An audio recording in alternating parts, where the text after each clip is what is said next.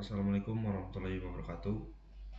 Pada kesempatan kali ini, saya akan mempresentasikan materi mengenai media transmisi. Dalam sistem komunikasi data, proses pengiriman informasi tidak dapat berjalan tanpa adanya media yang menjadi jalur perpindahan data.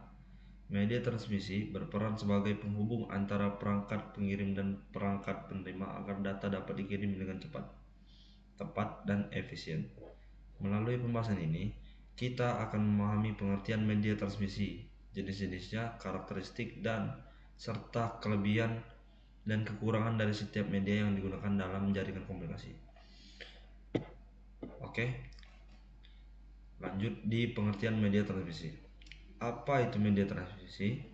Media transmisi adalah jalur atau media yang digunakan untuk mengirimkan sinyal atau data dari perangkat pengirim menuju perangkat penerima dalam sistem komunikasi data.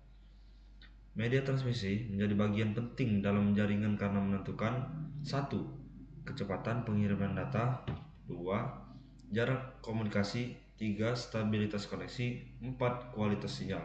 Contoh penggunaannya adalah internet, jaringan komputer, komunikasi telepon, dan sistem komunikasi digital.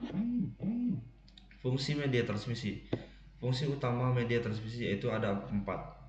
Yang pertama, sebagai jalur komunikasi, menghubungkan perangkat pengirim dan penerima. 2. Mengirimkan data, membawa informasi berupa sinyal digital maupun analog. 3. Menentukan kualitas jaringan. Jenis media yang digunakan mempengaruhi kecepatan dan kestabilan komunikasi. 4. Mendukung pertukaran informasi, memungkinkan perangkat seperti komputer, server, dan smartphone saling berkomunikasi. Jenis media transmisi. Media transmisi dibagi menjadi 2, yaitu 1. Guide media atau media terpandu. Media yang menggunakan jalur fisik berupa kabel, contoh kabel twist pair.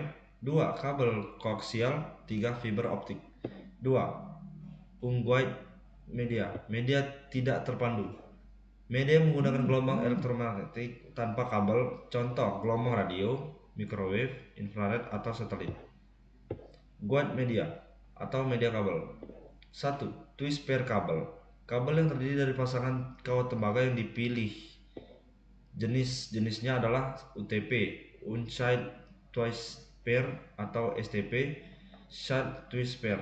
Kelebihannya adalah harga murah, mudah dipasang, banyak digunakan pada jaringan LAN, dan kekurangannya adalah jarak terbatas, mudah terkena gangguan elektromagnetik. Contoh penggunaannya adalah jaringan komputer kantor atau kabel Ethernet. Oke, kita lanjut ke kabel koaksial. Kabel yang memiliki konduktor utama dengan lapisan pelindung untuk mengurangi gangguan sinyal. Kelebihannya adalah lebih tahan gangguan dibanding twist pair dan dapat membawa sinyal dengan jarak lebih jauh. Kekurangannya adalah ukuran lebih besar dan instalasi lebih sulit. Contoh penggunaannya adalah pada TV kabel, kamera CCTV, dan sistem komunikasi radio. Oke, kita lanjut ke fiber optik. Fiber optik adalah media transmisi yang menggunakan cahaya untuk mengirimkan data melalui serat kaca atau plastik. Kelebihannya adalah kecepatan sangat tinggi, jarak transmisi jauh, dan tidak mudah terkena interferensi dan elektromagnetik, serta keamanan data lebih baik. Kekurangannya adalah biaya instalasi lebih mahal, membutuhkan peralatan khusus.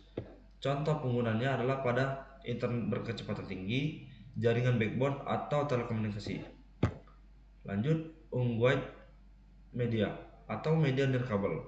Media transmisi yang menggunakan gelombang elektromagnetik sebagai pembawa data. Jenis-jenisnya adalah 1. Gelombang radio, contohnya wifi atau radio komunikasi. 2. Microwave, contohnya komunikasi antar menara. 3. Satelit, contohnya internet satelit atau GPS.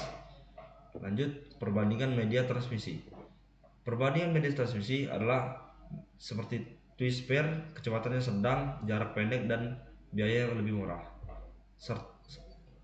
Lalu koaksial, kecepatannya sedang dan sedikit tinggi, jaraknya menengah, lalu biaya lumayan. Sedangkan fiber optik, kecepatannya sangat tinggi, jaraknya jauh, dan biayanya juga mahal. Wireless beragam kecepatannya, sedangkan jaraknya fleksibel dan biayanya sedang. Lanjut, Faktor pemilihan media transmisi. Dalam memilih media transmisi, perlu mempertimbangkan bandwidth dan jarak transmisi. Bandwidth adalah kemampuan media dalam membawa jumlah data, sedangkan jarak transmisi seberapa jauh data dapat dikirimkan tanpa kehilangan kualitas. Dan keamanan, kemampuan media dalam melindungi data. Lalu biaya, harga perangkat dan instalasi. 5. Kondisi lokasi pemasangan media. Lalu selanjutnya, dari yang kita bahas dari pengertian sampai akhir, kesimpulannya adalah media transmisi merupakan komponen penting dalam sistem komunikasi data karena menjadi jalur pengiriman informasi antar perangkat. Terdapat dua jenis utama media transmisi, yaitu wide media menggunakan kabel seperti twice pair, koaksial, dan fiber optik, sedangkan unwide media menggunakan gelombang elektromagnetik seperti radio, microwave, dan satelit. Pemilihan transmisi yang tepat akan menentukan kecepatan, keamanan, dan kualitas komunikasi dalam sebuah jaringan. Demikianlah pemaparan materi mengenai media transmisi. Dari pembahasan tersebut dapat disimpulkan bahwa keberhasilan komunikasi data sangat bergantung pada media yang digunakan sebagai jalur pengiriman informasi. Setiap jenis media transmisi memiliki kelebihan dan kekurangan masing-masing, sehingga pemilihannya harus disesuaikan dengan kebutuhan jaringan, jarak komunikasi, biaya, dan tingkat keamanan yang diperlukan. Terima kasih atas perhatiannya. Wassalamualaikum warahmatullahi wabarakatuh.